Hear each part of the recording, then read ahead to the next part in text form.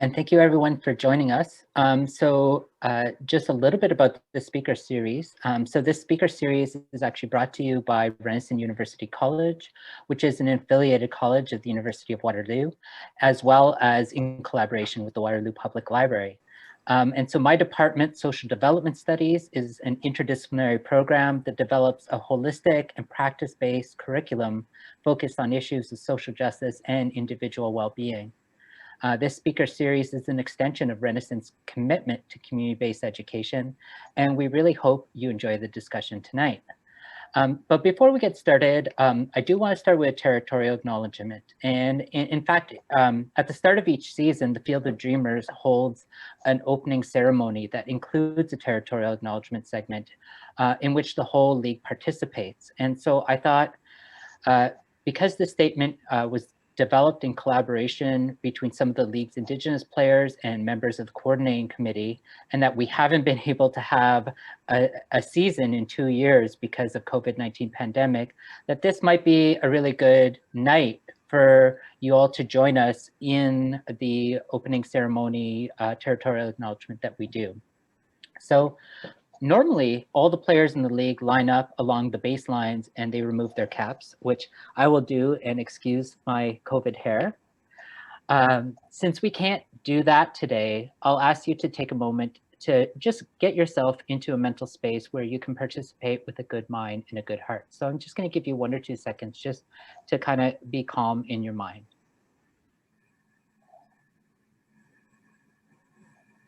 Okay. So if we were on the baseball field, this would be the time where you would hear the announcer ask the following: please gather on the field of play, facing home plate.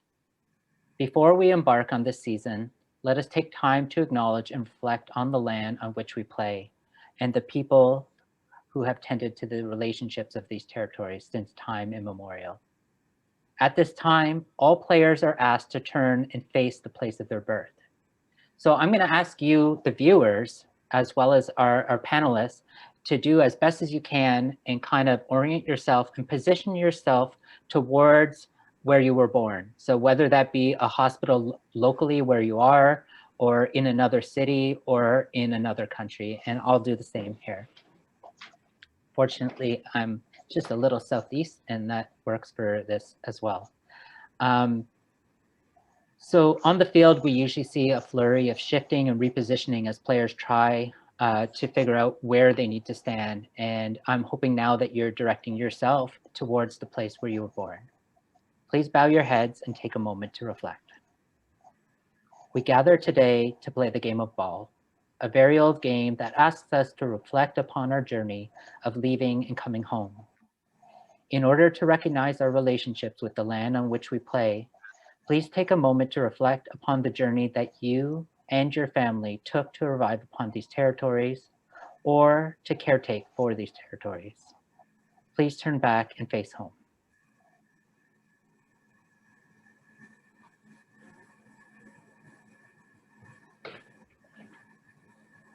Okay. We want to thank and honor the peoples of the Three Fires Anishinaabe Confederacy, the Haudenosaunee Confederacy, and the Wendat Nation for their longstanding and continued tending to the relationships on this land. Takaranto in the Haudenosaunee languages is said to mean where there are trees standing in water, and is a phrase to describe this place we call home. We play Trinity Bellwoods Park near the Great Lake Ontario at the confluence of the Credit, the Humber, the Don, and the Rouge Rivers. And our field actually sits atop Garrison Creek, which was buried by settlers. There are 5 houses of our league, and these are the names of our teams. These names remind us of our responsibilities to these territories and to the land on which we play. And we have these responsibilities as a league on and off the field. While we're sorted in different houses, we're connected together through the goals, the aspirations, and principles that guide our league in relationship to this land. Normally, this would be a time where we put down tobacco to thank the land for gifting us this field to play. And we do this ritual not simply as a performative aspect of the league, but as a reminder of our responsibilities and duties that come from being in community through this league. This includes fundraising for instance, in our first season, funeral costs for a well-loved elder who mentored some of our Indigenous players, engaging in conversations about racist logos and how the league can intervene, and organizing against a league member's deportation most recently, as well as seeking to connect with all those who live in the park or use the park. And so this is a really important part of our league politics, and we're going to talk a bit more about it tonight. But before we do that, let me just introduce my really good friend, Sam Toman. As Nancy mentioned, Sam is a KW-based writer, and he's the founder of the design collaborative TryCities. He's written for the Globe and Mail, Macleans, The Star, The Economist, and several less flashy but more fun publications. Working as communication officer in the Faculty of Environment, he promotes equity and sustainability work by some of the sharpest minds anywhere. And to be honest, while he's not completely happy with the region these days, you can follow him at Midtown KW, where he punches up and he rabble-rouses and tries to make a difference that way. So let me throw it to Sam. Sam, thanks so much for being here today. Awesome. Thanks, Craig, Professor Fortier. I just personally want to thank everyone for organizing this. I want to thank both leagues for attending. I would like to thank the Waterloo Public Library and Renison College for making this happen. I grew up in Kitchener-Waterloo, and I am so heartened by the desire for people to come here and help our community become a better place. Okay, so I'm going to open things up by introducing our panel. I'm going to start first with Amina Mohammed. So Amina is the Women's Community Program Coordinator at Passan. She provides education, advocacy, programming, and case management to incarcerated and formerly incarcerated women living with HIV. In addition to that, she is the lead artist facilitator with Confluence Arts Collective. With Confluence, Amina facilitates artistic creation programs in prisons and transitional residences. Amina is the co-founder of Sqwish, a weekly queer drop-in basketball night. Also from Sqwish is Mingus New. Mingus is a queer artist who spends his time between digital creation and community organization. In the recent past, Mingus has co-organized Sqwish, a weekly drop-in basketball night centered around queer people. He's also co-founded Club Quarantine, a virtual community space created to foster queer community during the pandemic. He's coordinated community-funded cottage retreats for Black queer folks throughout the summer, and co-facilitated a Halloween candy drive in partnership with Mutual Aid Parkdale, and that's to safely deliver candy to kids in response to COVID-19. Mingus is an advocate for marginalized people in STEM, most recently collaborating on an input article about racism within the Instagram filter community. Onto the Field of Dreamers side, the baseball side. LJ Robinson is a designer and illustrator who's been creating communications for resistance in KW and Toronto for the past 12 years. They never found a place in team sports as a kid, but are now a founding member and co-organizer of the Field of Dreamers Cooperative Softball League. And finally, Craig Fortier. Craig is an associate professor in social development studies at Renison University College. Craig is a co-commissioner with the Field of Dreamers Cooperative Softball Association. He's played shortstop, center field for the Humber River Hustle, Rouge River Blush, and Credit River Care Bears. They're the author of Unsettling the Commons, Social Movements Within, Against, and Beyond Settler Colonialism, as well as several articles on baseball history.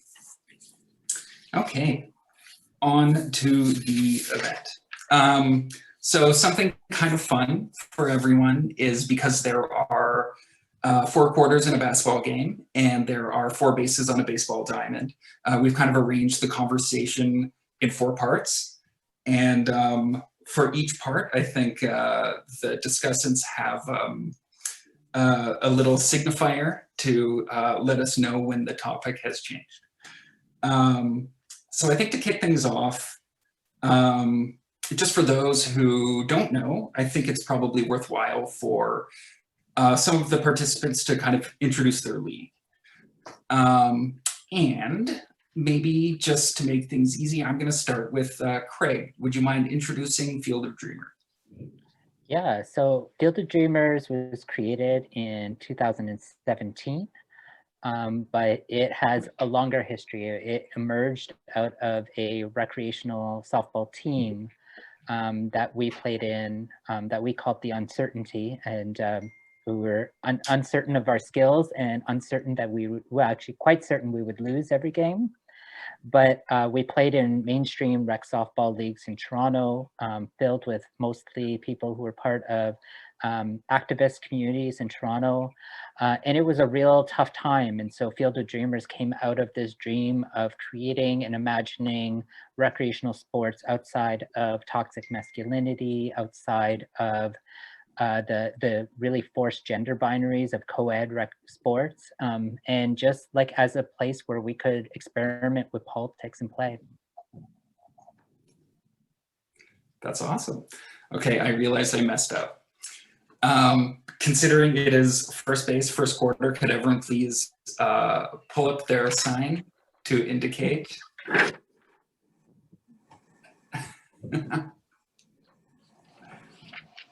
Excellent. Thanks, everyone. And thanks for that explainer, Craig. Now, I was hoping that LJ might be able to tell us what it really is about Field of Dreamers that makes it different than, say, your traditional softball league. Hi, yeah. There are a lot of things that make Field of Dreamers quite different from a traditional softball league. Just sort of jumping off what Craig was saying about how the league was itself formed out of taking one team in sort of a mainstream co-ed recreational league and expanding that through our networks to a league containing 4 teams of folks. That was all sort of self-contained, all self-organized. And through that, we were able to break down some of the normal structures of rec softball. So we don't have sort of gendered quotas on our teams. We determine maybe we're going to get to this a bit later when we talk about the league setup, but the way we sort of distribute folks on teams is by skill level rather than by sort of a gender binary. And yeah, I would say that's just like the beginning of sort of a community-based response to all sorts of things like rules. What we center in the league is rather than sort of a hyper-competitive approach to sport, we center folks' skill building, relationship building, and a space for folks who have all kinds of different relationships to physical activity to sort of come together and have a positive experience. I guess, you know, one thing that I was wondering, because this is a Kitchener-Waterloo event, and I'm not sure that there are other leagues like this, how was it actually started? Like, which networks existed that came together, and what was that kind of spark? I'll let Craig. Well, you know, actually, so like really, you know, it began, I guess it would have been about 2006, 2007, where some of us who were organizing with the migrant justice group known as Illegal, we were actually looking for a place, you know, like when you're doing political action, when you're working all the time, you do need those spaces where you can kind of like exercise and get out and do things together. And so we kind of formed the team out of this need, and what we experienced during the time were kinds of like weird things, right? Like, you know, teams like making fun of the fact that, for instance, the team that we had assembled tended to be like majority non-men, you know, on the team or very close to it. We saw things like, you know, players really trying to like come in. Like if we had a player who was small and was a beginner, you'd have like the entire team on the other side like encroach into the infield. So they would be playing like 8, 9, 10 players in the infield, which is super intimidating and not really like in the spirit of fair play. And we had a lot of conflict. We had a lot of arguments for many years. And basically the concept of the league emerged out of this frustration because, you know, for many of the people on our team, they were really like nervous to join recreational sports because they've had such bad experiences, as well as I have, in their lives. And if you're a beginner, it's not a really great context to join a league where there's a lot of pressure, there's a lot of people kind of like stressing out about what you do and what you don't do, and no one's actually teaching you. And so Field of Dreamers really came out of this notion that if we're reimagining our society politically, we need to be reimagining our spaces of play as well. And I know that for, you know, LJ and I, that's been a huge part of the work that we've done coordinating in the league, is trying to think through things. Yeah, no, that's interesting. So I played a lot of rec basketball in my time, so I wouldn't mind getting Amina's take maybe on a similar thing. So more or less, could you introduce the league and kind of give us a little bit of a narrative or story about how it got started? Okay, I actually want Mingus to introduce the league. Because, oh, okay. Amina's taking over. Amina's the moderator now. Amina says that because I started what turned into Sqwish a few years before Amina joined. So in 2015, my friend Ben and I started what was then called basketball, which was basketball but with a Q instead of a K, which is a name that we're not proud of and is terrible to pronounce. And that started as just a group of mostly queer friends who were just looking for like some casual, non-competitive basketball. It was never intended to be an organized league of sorts or ever grow beyond the scope of our friend group.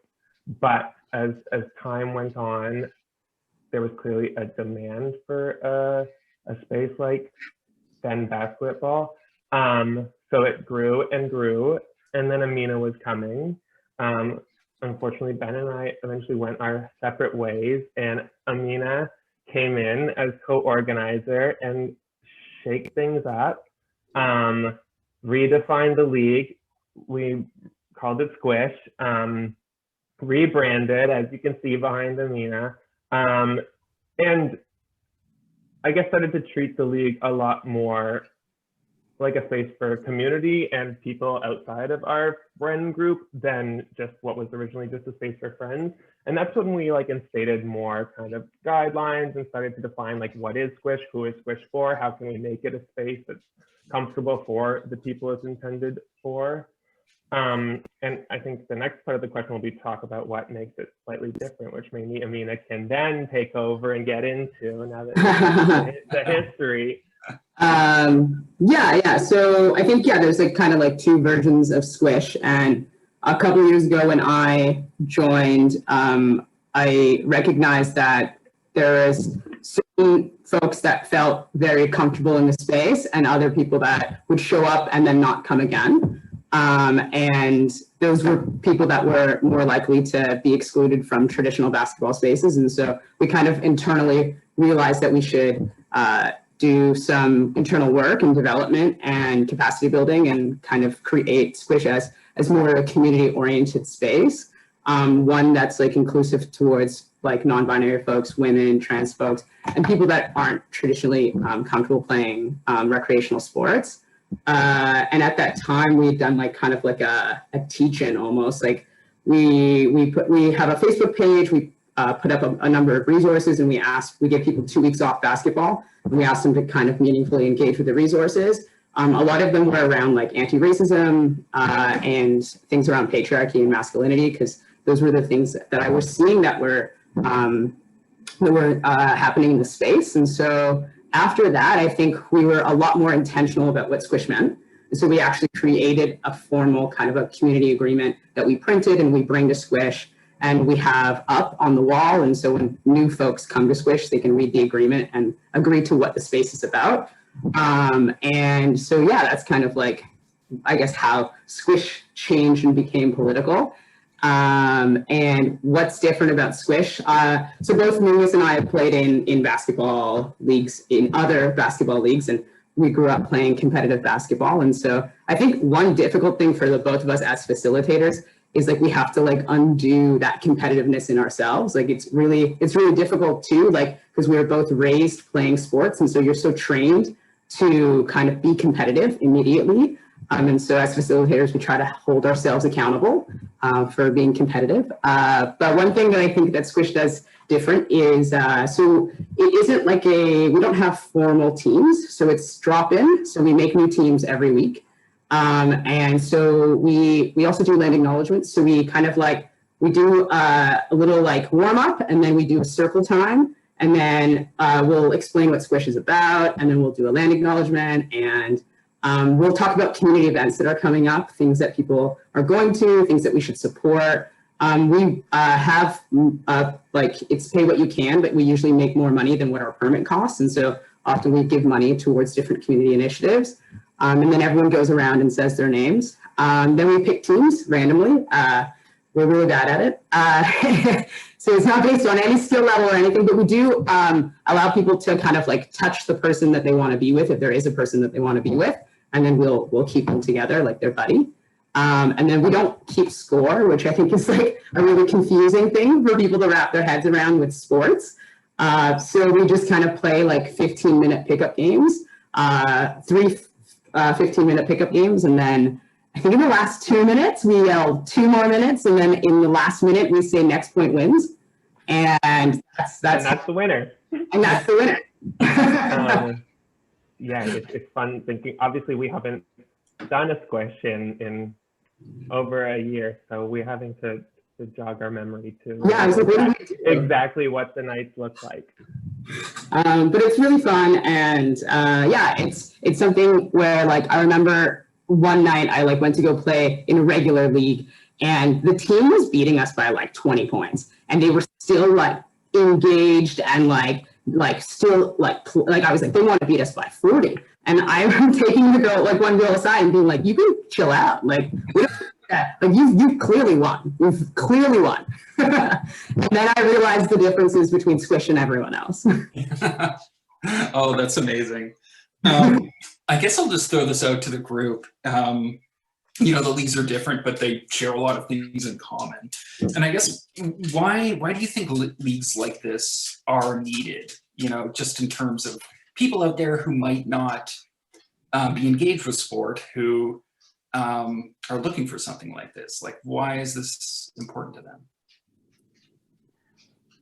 I can speak in terms of Field of Dreamers and maybe moving on, but like one of the things that really we noticed as the league went on is that, you know, originally our thinking was, you know, particularly women, trans and non-binary folk, like it's tough to play in these co-ed leagues, because despite the sense that they're co-ed, they're actually really like male-dominated spaces, and actually quite toxic male-dominated spaces, particularly people who, sort of like Amina said, like, you know, we would play teams where like guys would just go up trying to hit a home run every time, these big, large men, you know, when the ball is being thrown very slowly. So it's not a significant achievement, and yet they would sort of really, you know, push the tempo of the game. But what we've noticed is that, in fact, you know, so many other folks who are normally pushed out of like organized sport, whether it be folks with neurodiversity. We have a lot of folks who are on the autism spectrum in our league, folks who are fat, right, and who are told that they can't play sports because of their body weight, folks who have varying forms of disabilities, you know. And what we try to realize is that, like, you can adapt our games, and they are still really fun. And in fact, you know, we play competitive games, right? We play like, as opposed to Sqwish, we keep score, we have records. In fact, we have every single statistic for every single player who's ever had an at-bat in our league, you know, over 15 years, right, of data. And we keep that, and that's actually part of the growth experience for people, is that we teach people to read their stats not as I'm the second worst player in the league, but rather as a way to sort of benchmark where they've come and where they've gone. We had one player who talks about all the time how they struck out like the first like 7 at-bats or 10 at-bats or 15 at-bats. And then that first hit was such a milestone. And, you know, there's never people putting you down for that. And in fact, the league is really built on this mentorship model so that a player on the opposing team has the same responsibility if they've been, because of their gender or their athleticism or other factors that play a part in who gets trained to play in sports and who doesn't. Like those people have an extra responsibility in our league to then teach those people who are beginners, because those people have been shut out of the learning process that is the most fundamental part of making the game fun. And so we end up with a lot of beginners who over time go from very stressed out and nervous to like engaged and competitive, but in a really healthy way. You know, there's a healthy competition because we all play with integrity and recognition of each other's varying skill levels, right? Does that kind of make sense, LJ, in terms of how our league works on that realm? Yeah, totally. And I think something you just reminded me of was like keeping it. So the stats are a Craig's project. It's an amazing project that Craig has been keeping baseball stats for as many years as they have. But I just sort of want to re-emphasize how powerful that is, because I think it's a way that we can sort of strike this balance between finding spaces where people can be competitive in our league, because it is, as you mentioned, like it is competitive. People can sort of compete with themselves. There are spaces for them to kind of go to the level they want to go. So I don't think we sometimes I think there's this tension or this idea that you can't have a league that is competitive and also nurturing of people's capacity at all different levels. And I think we balance that really nicely. And so there's sort of space for everyone where they're at. And that's a bit about the structure of softball and the spacing and the kind of roles in a softball game. But it's a part of our play that I'm really proud of. Yeah, that's interesting. I mean, you baseball people, you can't give up stats. You just love stats. Okay, I think it's time to move on to the second quarter / second base. So if we have our signs. Awesome, thank you. So I think we were kind of like headed in this direction anyway, but I wanted to ask a little bit about just the modifications you've made to the rules of the sport, and I guess just changing the rules in a way to make them more equitable and make them more accessible to people. Does anyone want to put forward an example maybe of a rule change relative to, say, like the NBA or MLB or something like that, you know, a casual fan would know, but is different in your league?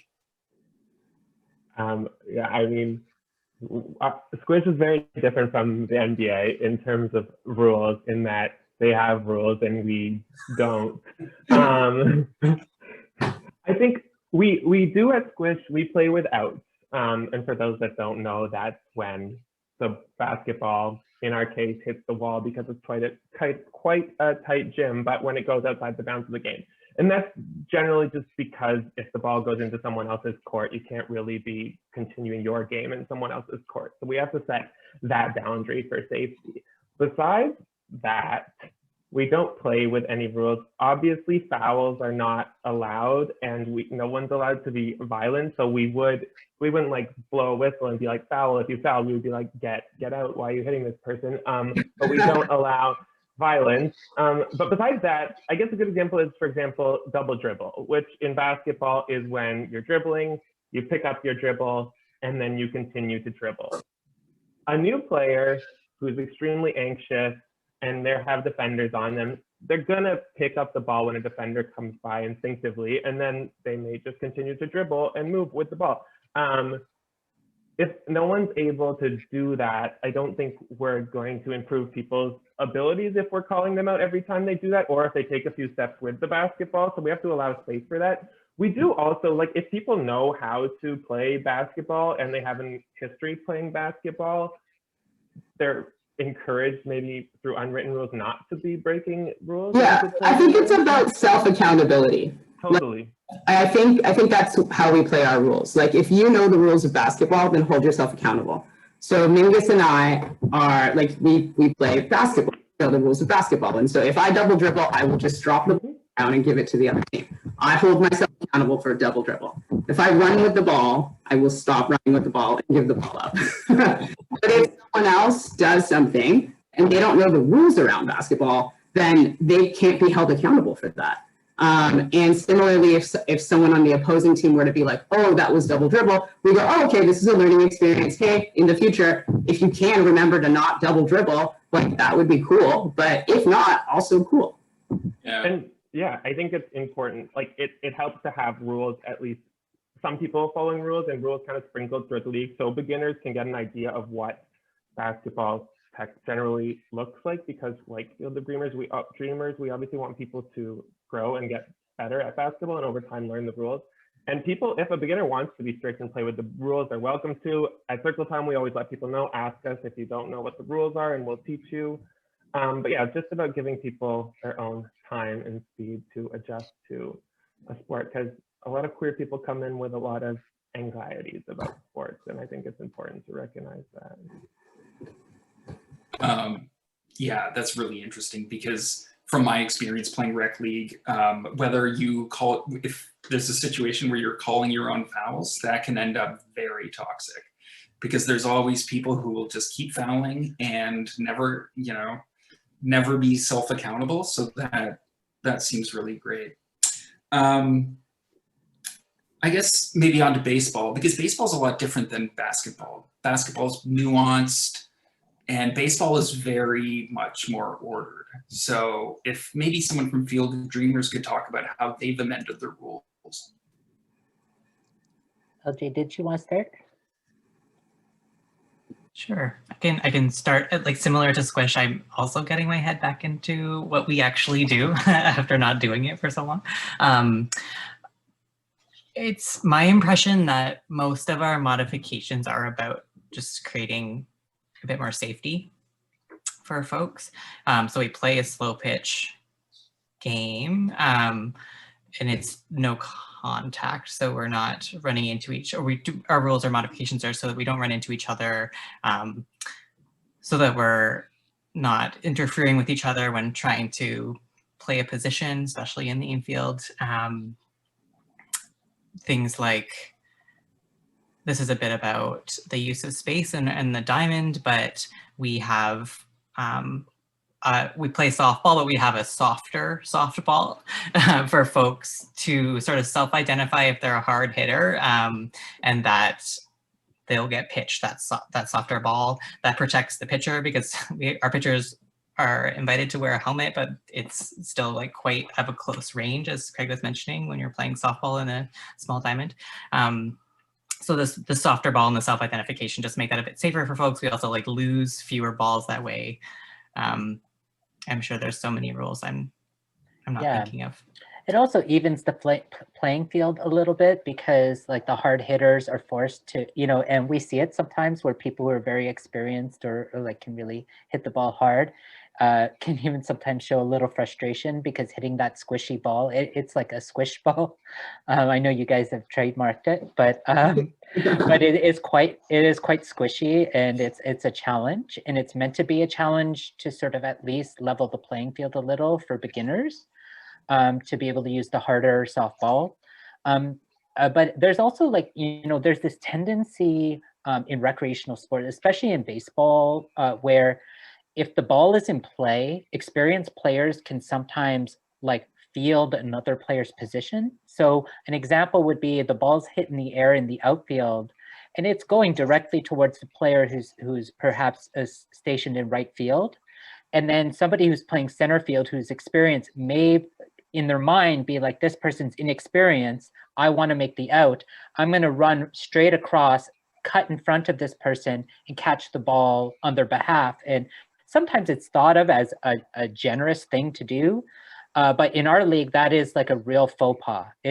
So I wouldn't say it's a rule per se, but it's a principle that experienced players need to give way to beginners and to intermediate players, because there's a need for them to learn how to play the position, have the opportunity to fail, have the opportunity to grow, and to be supported. And so we really encourage experienced players to back up as opposed to cut in front, right?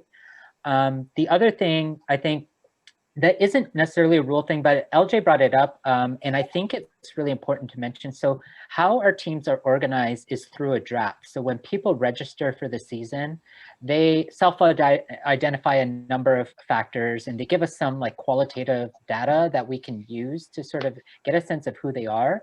But the most important thing is for people to, and we have 4 categories. One is called mentor, one is called experienced, one is called intermediate, and the other is called beginner. And so the teams are divided based on, like, we just total up each of the categories and we divide it based on 4 or 5 teams, depending on how many teams. So each team gets the same amount of players in a category. And those players that identify as mentor, so someone like myself who played competitive baseball, who played, you know, travel baseball, who has been given a lot of knowledge and skills around how to play.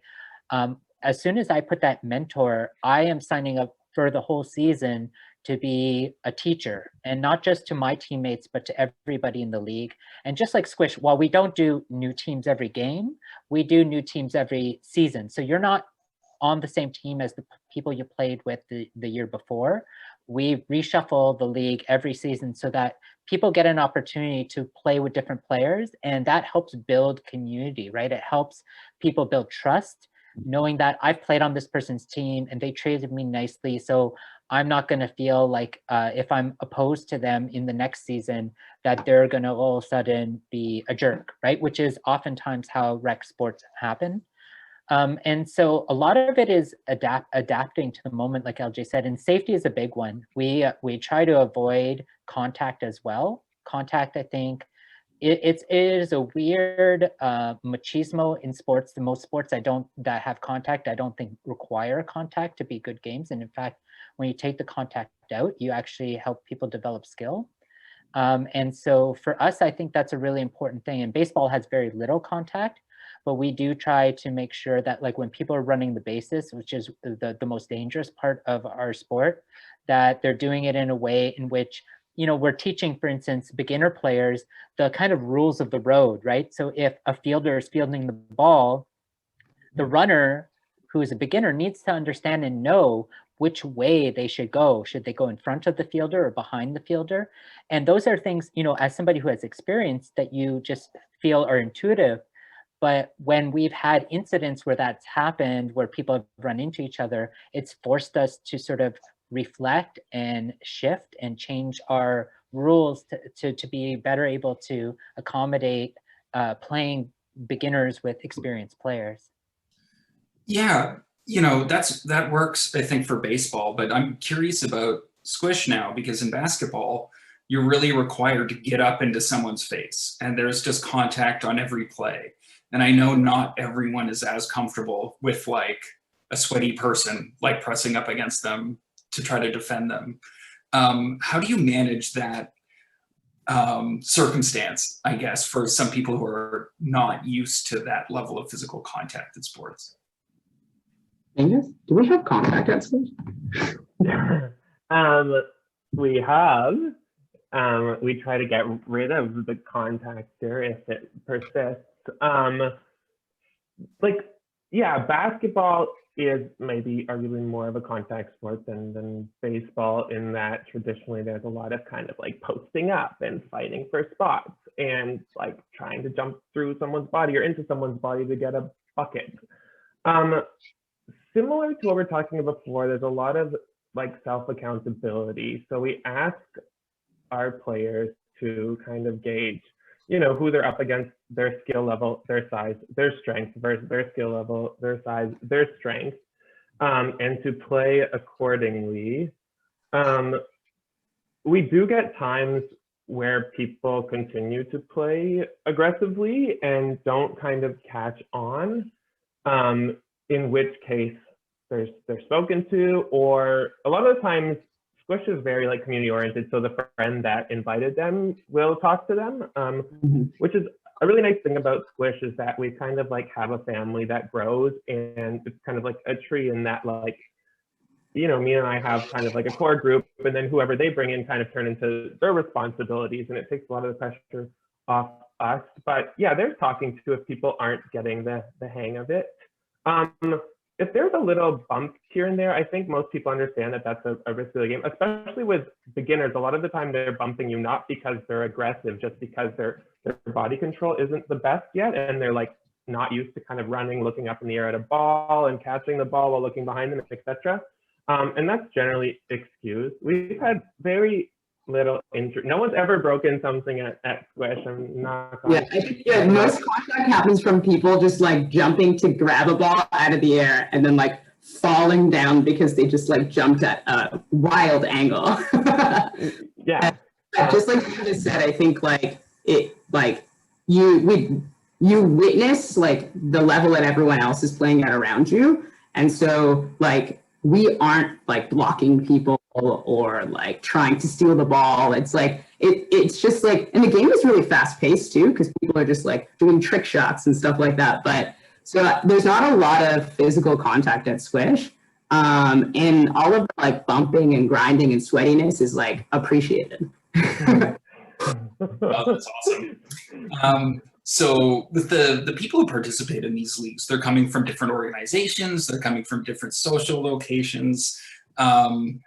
And I was just kind of wondering, like, what are some of the broader political issues that kind of come up in the leagues, and how do you kind of like tackle them?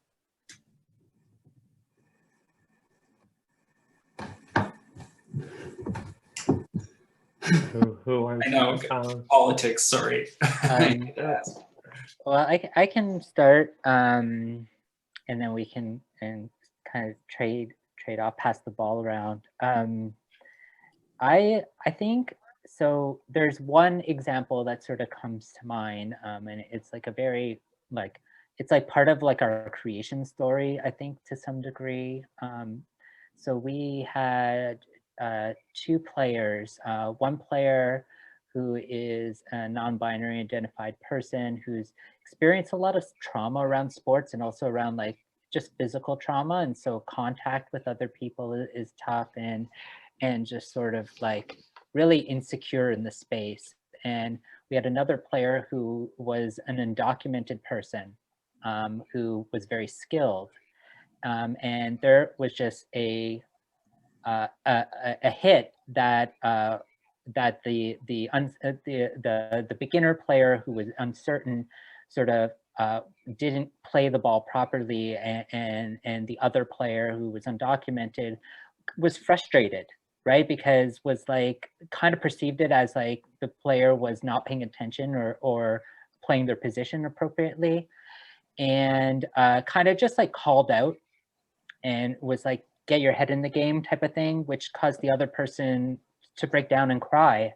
And it was hurtful. And we actually we stopped the game and we kind of tried to address it on the field, and then through kind of discussions over a few weeks. And the thing that we always want to really keep in touch, and this is part of our politics, is that it would have been easy for us to jump on the person who yelled at the beginner and say, that's kind of shitty behavior, you shouldn't do this, this is really wrong. But in the other respect, this person's connection to community was very tenuous because of their undocumented status. And so what we really tried to do was build this sort of understanding and relationship within our league that, you know, we're holding these two truths that are really important, that we have people in our league that are going to be really vulnerable with respect to the play and the way masculinity plays out in sports, but we also have people who are vulnerable, like in the sense that the access to community is very challenging because of either their race or immigration status and so on and so forth. And so our league really tries as a whole to build a politics where this idea of inclusivity isn't just about sort of like having like a row of people from different backgrounds all together, but really having a deeper understanding of where we're coming from and why we need to like fight for each other and learn with each other. And that's the example that comes to mind for sure for me. Yeah, no, and I guess something else I was wondering is you've got people who kind of came to the league partly because of activism and different groups. Once people are in the league, do you have experiences with then someone, say an undocumented person facing deportation? So perhaps they might not have had a lot of connections in their personal life, but then they find that community in the league, and then they're able to get mutual support through having just been a member of your league.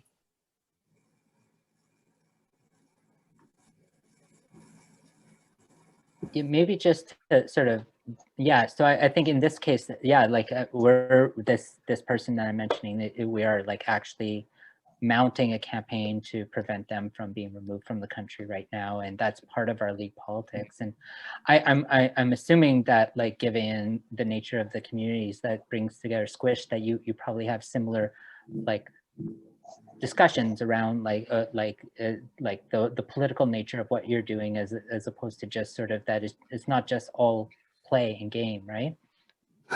No, I think, yeah, when Amina came around, things got definitely more political for the best. I mean, being a queer space and a space that deals with a lot of marginalized people, I think politics are just like inherently woven throughout the space.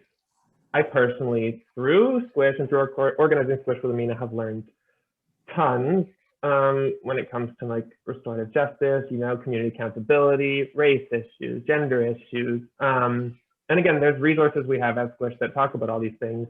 Similar to Field of Dreamers, though, yeah, like we're a family and we will like help anyone within Sqwish deal with whatever they're dealing with.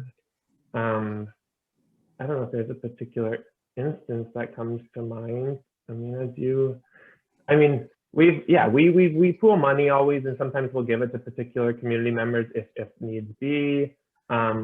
We've had a funeral, unfortunately, at Sqwish that we've come together to support. Yeah, we've had, I don't know if we've had someone undocumented like Field of Dreamers. We have a lot of people that come in with very little friends, it seems. Like we've had people walk in off the streets who don't have a lot of friends, and they really kind of cling on to the family of Sqwish kind of as their people. And like, they'll come to Sqwish, but then you'll like kind of see them at one of our Sqwish members' party later that night. And that's a nice thing, like for people to be able to make friends and create a community within Toronto, because it's not so easy making friends in this city. Yeah, I'd say like maybe to add on to this, like for me, like in my professional life, I do like capacity building, community organizing, so I just can't help but do it in every realm that I'm in. And so Sqwish, just by virtue, it just became that way. And I think when I first came to Sqwish, I noticed a lot of like, it was just very monochromatic, I'll say that. And we've expanded since in very beautiful ways. And I think there still is like, also we all live in downtown Toronto, you know, we're young professional people, like we're educated, the people that are attached to us, although we all come from different socio-political backgrounds, we are relatively all privileged in many ways. And so kind of like working on that group of people as well. Like these are young professionals in Toronto who maybe don't have the opportunity to engage with like anti-oppression. And so like kind of creating a space where we can embody it and practice like the ways in which we want to be in the world. And so there are like, you know, engineers, lawyers, like all of these like various types of people that come to Sqwish. And then hopefully my like belief is that they take a little bit of that back to the other worlds that they're in. This idea of helping out other people, this idea of mutual aid, this idea of supporting other people's growth, things that like capitalism doesn't really teach us. So that's kind of what maybe, yeah, the politics of Sqwish are. And for those kind of curious how we work these, we're not kind of stopping mid-game and Amina's pulling out a textbook, but we do have 30 minutes at the beginning of Sqwish, which is kind of like a casual shoot around where people generally just gossip and flirt and talk. So that's a nice time for conversation. Then after every Sqwish, we all go for it. Well, we don't all 60, but a lot of people go for dinner together. So there's a time for conversations there as well. And if things come up, then we try to weave it into our like opening talk the next week. So if someone says, hey, you know, I noticed a lot of aggression from certain players. And so instead of like maybe calling them out initially, we'll just kind of remind everyone in the space, like this is what's going on. Awesome. Okay, I'm just gonna take a moment to remind everyone, if you have questions for anyone, fourth base is the Q&A section. So please feel free to drop them in the chat and I'll get to them. I also want to thank Melissa for putting some questions in there. For those of you in Toronto, Melissa is just a gift. She is, I would say, like a citizen journalist. She probably keeps our regional council to account better than the newspaper on her Twitter feed. It is amazing. She is great. So thank you so much for asking those questions. And we will get to them. And most of them, I would say, are in third base. So let's move on to third base.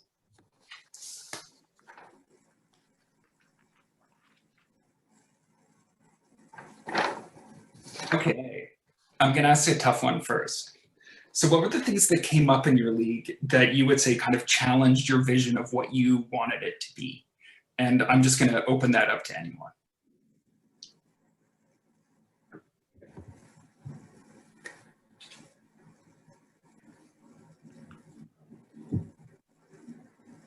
Okay, you know what, we'll back up.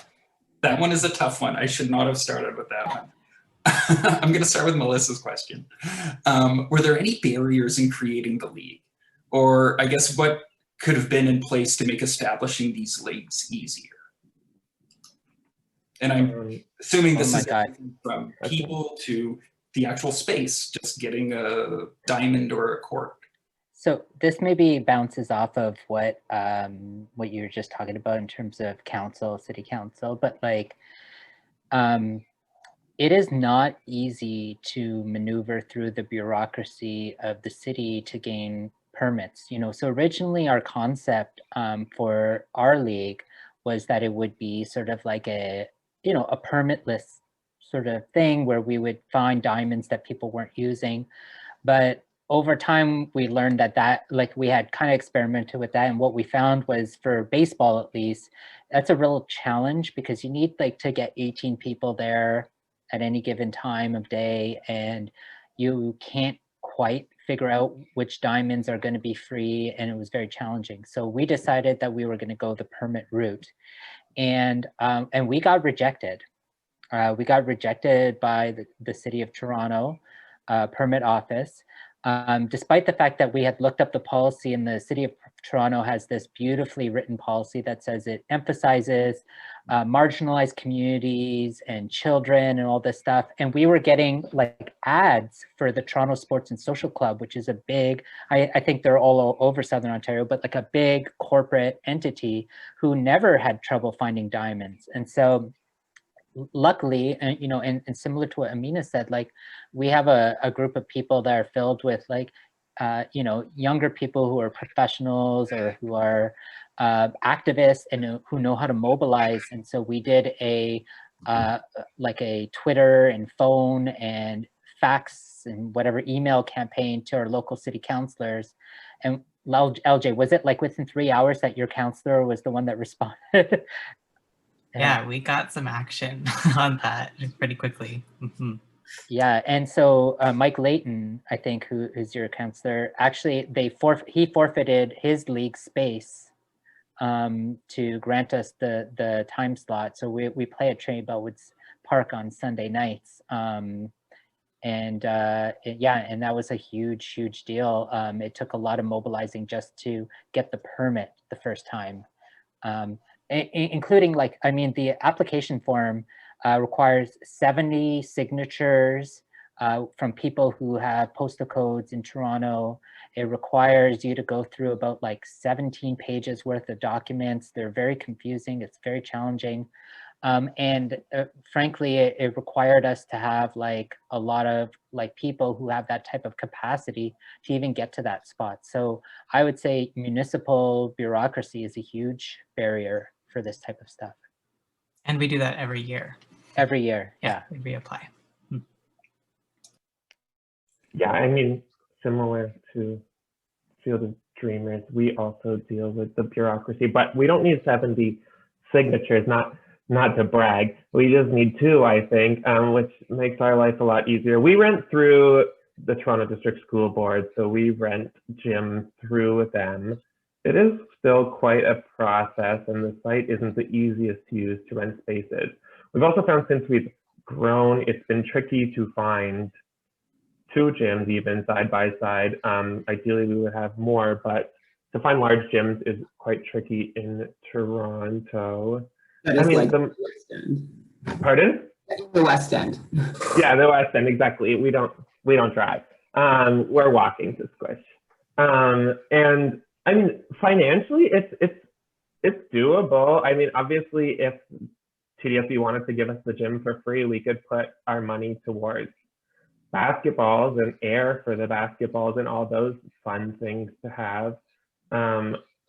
So yeah, if the TSB wanted to, we're also not recognized as like top tier marginalized group. I think we're like 2nd tier marginalized group or something. So we don't get such a large cut, a large break. Any other boundaries? I mean, the school system is very gendered still. So you're seeing girls' gyms and boys' gyms, and you're seeing girls' washrooms and boys' washrooms, and that's stuff we have to work around, obviously, as a all-gendered space. And sometimes the people within the schools they don't have the proper sense. It's like we are dependent on caretakers and people to let us in and let us out, and sometimes we bump into issues with them. For example, we've had male caretakers who have like not been willing to enter the girls' gym because that's the girls' gym, and we've had to explain to them that in this particular instance, it's not by any means a girls' gym, and you're more than welcome to go unlock a door for us in there. So yeah, I guess the TDSB could maybe be a little more up to speed. That would help. But if anyone from the TSB is here, we appreciate the little cut, so don't take that away from us. Thank you so much. Other barriers, other boundaries. No, just money, bureaucracy, and sometimes, yeah, I mean, aggressive people kind of will make things a little tricky for. I think that's a tricky thing that probably Field of Dreamers deals with as well. Sometimes you get someone who's aggressive and they don't catch on week after week, however long you try to kind of like remove that like learned aggression and like machismo from them that they think is like has to go hand in hand with sports. Yeah, actually, so we play in a public park, right? Like in Trinity Bellwoods Park, which is a very active and busy park in downtown Toronto. And so we're also like dealing with the, like we are open, right? Like, so when we do, for instance, our opening ceremonies, when we have our pride games where people are dressed to impress, right? That's like on display, right? That is right in a public space. And so, you know, we've dealt with hecklers, we've dealt with people who have had like, you know, cute drunk dates where they've set up their picnic blankets in the middle of our center field. You know, we had like an ongoing sort of low-level war with the Frisbeers who play in our outfield. But one of the ethos of our league, and I want to give a shout out to our commissioner, Annalise, who does incredible work as like Annalise is the vibe commissioner, and her role isn't just to maintain the vibe in the game of play, but our relationship with other park users, because the public parks are places where people from all socioeconomic backgrounds like exist and live and work and use the parks in various ways. And we had a really famously a heckler who would come and heckle us. And he would drink and heckle us, an older man. And we just started chatting with him, and we got to know him.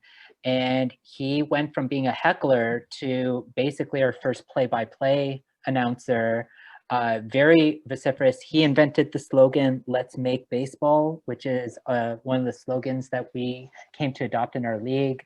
And after the first season, we gifted this person hats that we made, one of the hats with his slogan. And it was a really touching, it was really touching because it came from doing that community building of somebody who, is regularly in the park because that's a space where he feels safe. And so it's that idea of negotiating space and not feeling entitled because you have a permit, because we all know that permits are sort of given to people who have the privilege to actually go through the process to get them. And so we really try to be good, citizens, I guess, of the park, and recognize that the park itself has its own ecosystem and community. And that's really important to us as a league. Yeah, that was kind of gonna be my next question, especially regarding baseball. You're in a busy park, Trinity Bellwoods. It's like a hip neighborhood. You've got a lot of people watching you. What kind of feedback have you gotten from people who are maybe just curious about what's going on, and because they see a non-traditional baseball game happening? And then have you had any, converts or people who've joined the league simply by being exposed to it like that? Maybe I'm forgetting. I'm not aware of anyone who's specifically joined for that reason, but if you pass by Trinity Bellwoods northeast corner on a Sunday night from 7 to 9, you'll see 2 to 4 teams, 2 teams playing, often with many team fans or friends in the stands. We're all wearing these, I don't know if anyone can see my schnazzy jerseys. We have our color-coded shoulders. You can't really tell that we're in competition because we're like cheering the other team on, sometimes swapping off players if we need subs. Sometimes we've had sort of a loudspeaker there for like our opening ceremonies or our pride game, like Craig mentioned. So it's like quite a spectacle often. And yeah, I personally have had lots of people come by and just sort of remark on and sort of express that they've never seen anything like that before. Like, I have had someone ask how I can get involved, and I let them know. Yeah, and actually those jerseys that LJ is pointing out, like the guy who makes them lives near Trinity Bellwoods Park and kept on coming around and being like, "Oh my God, this is the best league. I love what you guys are doing." And then like later in the season, last season, he came by with a huge box, and in the box was like 50 trucker hats with our logo, and it said 2019 champions, and he just gifted it to us. And it felt really good. It felt like, because we get a lot of random passerbys that come, and then they start coming regularly. And so we went from having kind of friends as fans to actually having like, sometimes we draw more than the Tampa Bay Rays, and that's a diss for anyone who knows MLB. Sick burn. Okay. I guess in terms of any other challenges, I'll just open the floor, or we can advance to fourth base, which is home plate, or the fourth quarter, which is my favorite basketball. I think maybe just like one last thing is like kind of challenges that come up in the space and like addressing them as like facilitators. I think that oftentimes that's been, well, not often because it's only happened a few times, thankfully, but there are times where things arise in the space, and then as facilitators, we have to address it in a way, I think, similar to what Craig was talking about earlier, that's like nuanced and holds space for everybody. And oftentimes we're like trying to communicate politics or different experiences to people that don't really understand it. And so you have to really kind of do the education portion first, and then kind of like hope that the person like grows and learns. But there have been, unfortunately, instances in our little Sqwish community where we've had to ask people to leave the community, which is just comes with the nature of organizing. Yeah, yeah. Yeah, that's a shame. Okay, is everyone comfortable going to home plate, fourth quarter? Crunch time. All right, it's crunch time, which means we get to open the floor to questions, which makes my job a lot easier. We've got another question from Melissa, and that, is there a role for non-LGBTQ plus folks to help create and support these kinds of recreation opportunities?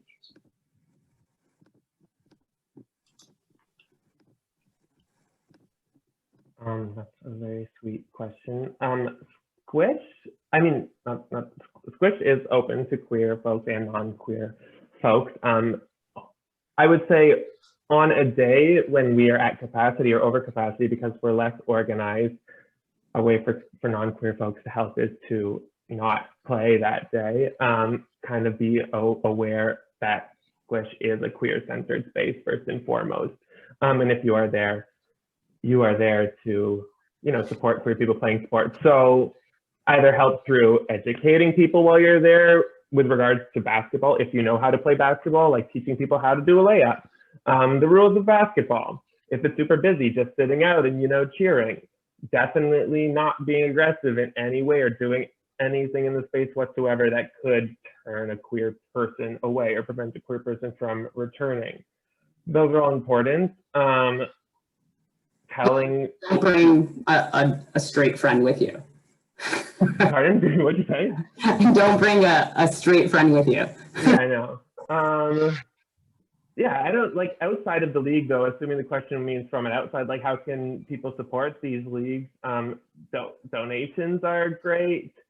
Telling queer people in your lives about it that you think may need this space is super helpful. Offering, if you have a hookup on a gym or a baseball diamond, letting us know, because hookups are great. Or a Nike sponsorship. Or a Nike sponsor. We've been pushing. Sqwish is tagging Nike in the stories every day. Also, if someone here wants to just make Sqwish jerseys like someone did, if you got a hookup, we don't have jerseys yet. This has now just turned into a platform for us to get hookups. We're similar. We're not an exclusive space either. And, part of our thing is the idea of being queer-centric is not being queer exclusive, but rather playing with a queer politics, and one that recognizes that we're all existing in spaces of these spectrums of gender and sexuality, and that even the most hetero people have a lot, especially the most hetero people maybe have a lot to learn from queer spaces. And that's been a big thing. One of our mentor players after the first season, who's like a het cis male, said to me basically wow, I joined the league because I thought I'd be able to mentor beginners on baseball, and instead I got a life lesson on how to be a better person. And that's the kind and he basically, he was like, I felt like I was the one being mentored the entire year. And I think that's the kind of vibe that we're really trying to bring about, that it's a mutual sharing all the way through.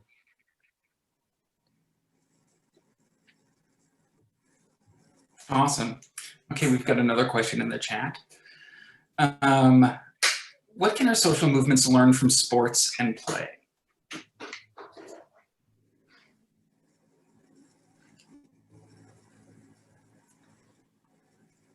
Oh, were you going to answer that, Craig? No, okay.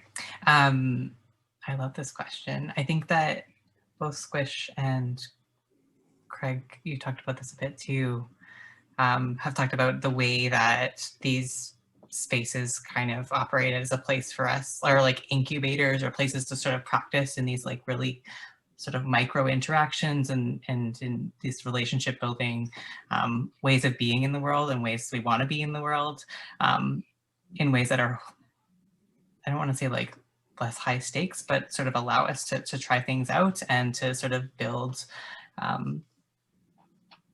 trust with each other. In terms of movement building, the Field of Dreamers, at least for these last couple of years that we've been operating, is really, there are a lot of folks who play in the league who are organizers, who come from sort of different organizing backgrounds, who know of each other or maybe organize together, but so rarely have a place to kind of socialize and just play. And I think that's a really different kind of community building. And personally, that has like changed. Like I've had a space to sort of build these sort of genuine connections and with people across the sport of baseball that don't have to do with political organizing necessarily. And then when we're in those organizing spaces, when we're in those situations outside of the diamond, we sort of can have each other's back and really know each other. And there's just this sort of trust that's been built. I haven't experienced before. So that would be my answer to that question. I was going to say, for me, playing sports, like I'm an anxious person. Mingus, we both identify as high anxiety. So for us, I think it keeps us out of our heads and in our bodies. And I think that that's an important thing to kind of carry with you, especially in like doing social movement work and political work. And then a beautiful thing about Sqwish, which is sort of like the inverse of Field of Dreamers, is we didn't come from a background of doing political organizing and then kind of creating a league. And I think that a lot of people that come to Sqwish didn't, before Sqwish, do a lot of political organizing or going to like movements and stuff like that. But through coming to Sqwish, we created a community where we would do that together. And so like, for instance, with like the Wet Sweat and marches, like we would have Sqwish on Fridays and then we would go march together on Saturday mornings. And so it became its own kind of like politicizing or like space for a lot of people. Because I have a background in kind of like political movements and stuff, but I know for a lot of people, it doesn't feel the most accessible all the time. And so to have a group of people and a community to go with, I think for a lot of folks made it easier to kind of like slowly engage with. Okay, I think there's about 2 more questions, and one of them is a giant mashup question for the end. So I'll save that and I'll go to a more nuts and bolts question now. How did you promote and recruit people to this league? How did people find out about it? What tools did you use? What strategies, tactics, everything? I can start. I mean, as I mentioned, yeah, like 8 years ago or whatever, it started just as a group of friends. And then it was kind of like a, if you build it, they will come sort of thing. If you provide something that's necessary, which in this city, I think there's more than enough room for more and more leagues similar to Field of Dreamers or Sqwish. And that's like leagues that don't focus on, you know, hyper competitiveness and that make space for, you know, gender non-conforming people, trans people, queer people. You'll get a turnout. So ours really blew up primarily through word of mouth. And then we have a Facebook that isn't used so much, and an Instagram that we use quite a lot. And I think a lot of people find us through. Can I just say the Sqwish Instagram is the best Instagram account you will follow? So wow, what a plug.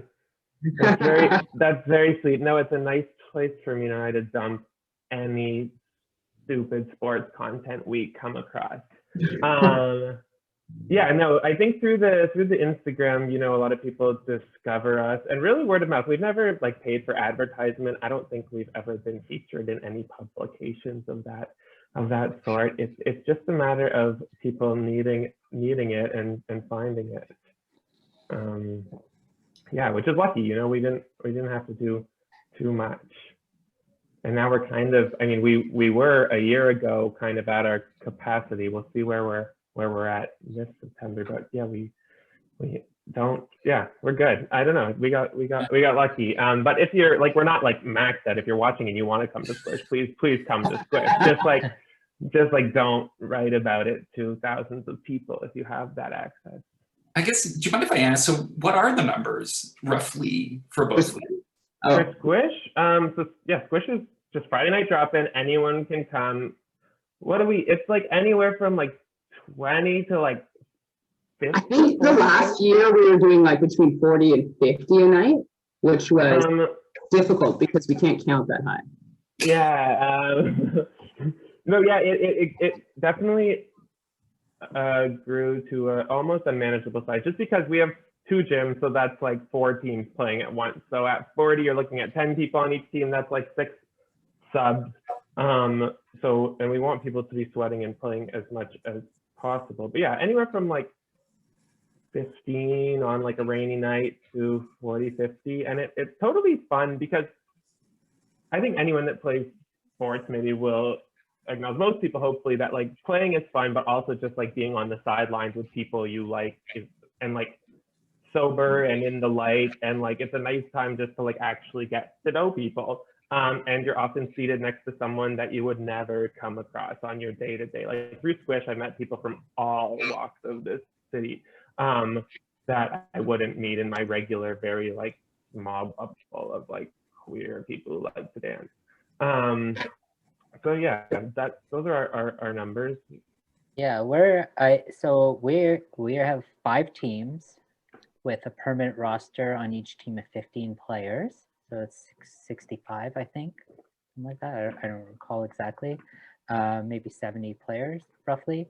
And then we have about 30 subs that kind of, and those are usually either people who are insecure or nervous about joining and want to try it out beforehand. But we do all our recruitment from relationships and word of mouth, especially amongst beginners. Like for somebody who has been pushed out of organized sports, you know, an ad on Facebook isn't going to catch them. It's going to be their friend being like, no, listen, this league is really different. You got to give it a shot. And most of the players who started as beginners and who started really wary of getting involved in sport that have stuck around because somebody was there who kind of brought them in, and then the league embraced them, right? And I think for us, that's the model. And we're also at capacity in terms of like, now that we have 5 teams, we actually have 2 games each week, and that means one team has a bye, meaning they don't play. And usually most of those players will come and watch as fans. But our belief is like this idea of open access. So we try and make as much of our documents, as much as our organizing process open, so that people can just take it and create their own leagues. And we really encourage that, as opposed to trying to keep on expanding our empire. And in fact, when a couple of our players moved to Winnipeg in 2018, they started the Winnipeg General Strike League, which is based off of Field of Dreamers principles, and it has a great name. So if people know people in Winnipeg, you should look out for the General Strike when the COVID-19 pandemic ends. Yeah, and I mean, to add on that, I want to touch on 2 things. I think another hurdle that maybe wasn't talked about is like a lot of queer people's unwillingness, or kind of the walls people have put up towards sports, because there's so much like trauma and shitty experiences growing up. So there's a lot of queer people have just decided, you know, like sports, no, like big red X, no matter what the league. And then, as Craig was saying, it takes a lot, like it takes word of mouth and like a lot of convincing to be like, this is different. You're like safe as safe can be within a sports league here. And I think it's also important to add, there are a lot of queer leagues even that are shitty and like aggressive, and there's like hyper masculinity, and like I play in some queer leagues, and it's some of the most aggressive and like toxic sporting I've played in my life, even compared to like pickup at your park down the street. So I think even saying like, oh no, it's a queer space or it's a queer league, like doesn't really mean diddly. So yeah, it takes a lot of convincing people. And then also similar to Field of Dreamers, we've also had some Sqwishes pop up once members either move, or like Sqwish goes to like St. John Pride every year and does a little Sqwish there. There's one in New Brunswick. So if anyone wants to start Sqwish, I think there's one. Oh, we've had one actually, like someone inspired by Sqwish that started one, I think. Isn't it Kitchener? In Kitchener, I think that's what I was just thinking. Yeah. It's called like basketball buddies, Basket or buddies or basketball. If you're looking for it, hit us up. I'll send you their Instagram. But yeah, similar to And there's one in Montreal also. That's and then I visited them, and then I gave them like a little kind of like lesson on how to do organized sports. Yeah. So yeah, and like our resources and like what we kind of learned just from winging this are totally accessible to anyone who like reach out to us, and we will help you start a little queer basketball league wherever you are in the world. Yeah, there's no ownership here. I feel bad because someone texted me in the middle of this and they said, Sam, you're not talking about basketball buds. So I'm going to try to find their Instagram page. They're a Kitchener basketball league that is run by it's a gentleman named Stuart. He works at Short Finger Brewery. Great guy. I went to high school with Stuart. Amazing. Look at that. So go to that too. I've never been. I hear it's lovely. Stuart's a lovely person. We're in correspondence. Basketball buds. Yeah. There, look, a whole conversation about it. You tell that texter. It's being talked about. Fantastic. Okay, so we have about 5 minutes left. And there are two questions that I'm going to kind of combine into one. They're from Kendra and David. So Kendra asks, how do you see the future of sport beyond the binary playing out in a university setting, both in recreation or varsity? And then David asks, basically, do you think there is the only alternative for creating a safe space for marginalized communities is in these kinds of leagues, or can a space be created within, let's say, heteronormative leagues for your vision and for your kind of, the magic that you've created, more or less? When people talk about like sport and they're struggling to figure out sport beyond the binary, that it's actually kind of shocking to me, because it really shows a lack of imagination and how set we are with this notion that everything has to be separated based on our perceived understanding of gender and sex, right? And I think that like part of the problem, especially in varsity or in more like professional leagues, is that these are capitalist enterprises, and their business model is made off of this particular split, and it's hard for them to move. But in recreational spaces, for us, it just required some imagination, and it required us kind of, when we sat down and we had to say, okay, well, if we don't want to follow the co-ed model, like how do we do it? And we just kind of put our heads together and we're like, well, if we draft based on experience level and we make sure that we're not emphasizing cis het males as the dominant group in our league, then everyone can join and we can make it happen. And so I do think it can exist in any particular recreational space. And I think it will require fighting and political mobilizing in more professionalized spaces. I think that's my perspective. Yeah, I mean, I think in university level and beyond, in professional sports especially, I know there's two, maybe probably more main schools of thought when it comes to breaking down gender barriers. And that's currently, obviously, there's men's leagues and there's women's leagues. And there's currently really maybe no spaces for gender nonconforming folks to play at a professional level. They generally have to pick one of the two leagues to play in. So some people propose a third league, which I think there's a lot of pushback to. But I think that the other model that works better is similar to field, and that's just grouping people together based on skill level or based on things there's so many ways to categorize people besides our genders. Yeah, I've been reading, obviously there's lots of discussion these days about trans athletes and testosterone levels and all those kind of gnarly things happening in schools, particularly in America. And I think we're very obsessed with gender when it comes to sports, to the point where we're like forcing people to pee into bottles and measuring their testosterone levels to kind of scale. In a way, we're not obviously measuring any other qualities of athletes, you know, like red blood cell count or lung capacity, or like how much lactic acid they produce, or all these other things that contribute greatly to their abilities. So I just think it needs to be shaken up, and people need to reconsider how to group people together and compare people and make sure there's equal, because like it makes more sense for people of equal skill levels to be playing in a league than for people of any particular gender. Yeah, what was the second part was about?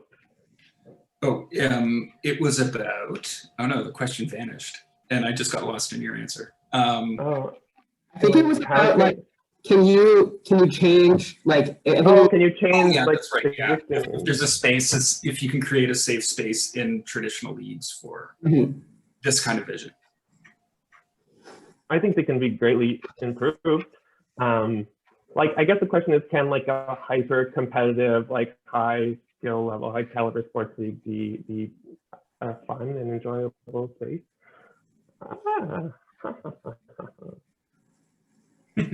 Yeah, I think it would be really difficult. I think it's worth difficult because the people that are drawn to those spaces are a particular type of person. I don't personally think there's anything wrong with being competitive. If everyone that's playing a sport is down to be extremely competitive, I think that can be a nice release. I'm sorry, LJ, go ahead. Oh no, I was just going to say, I think it's worth for us to mention again that we spent a long time as just one team within a broader league, and I think we cultivated a lot of things we've talked about just as a team of 13 to 15 people, and sort of actually honestly practiced a lot of things, and a lot of what the league is today just came out of that experience. And so that definitely wasn't perfect. And I have some bad experiences from that time, but also I just remember it so fondly and it was so important to me. So of course there's ways to like kind of cultivate your own spots of safety within those larger structures, especially if you're not ready to start in baseball terms, start a huge league where you need at least, 4 teams to kind of get going.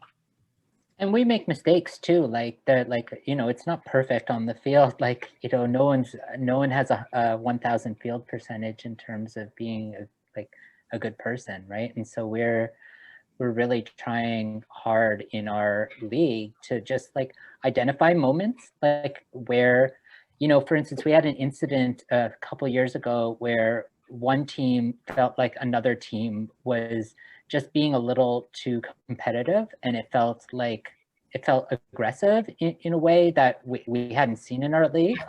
And it just required us to actually just openly having a conversation about it. And I'm more like, I guess, hopeful that in mainstream leagues they can figure that shit out too. That I think it just requires, I think, intentionality, and partly we're hoping that some of the skilled players who play in our Field of Dreamers leagues, they play in other leagues, and then when they go, like kind of what maybe it was Amina that was talking about, or Mingus, like when they go and play in those other leagues and they see that culture, they want to change it in that space too now, because they recognize that it's actually toxic and problematic. It's not fun, right? It's not good. It's not a good culture.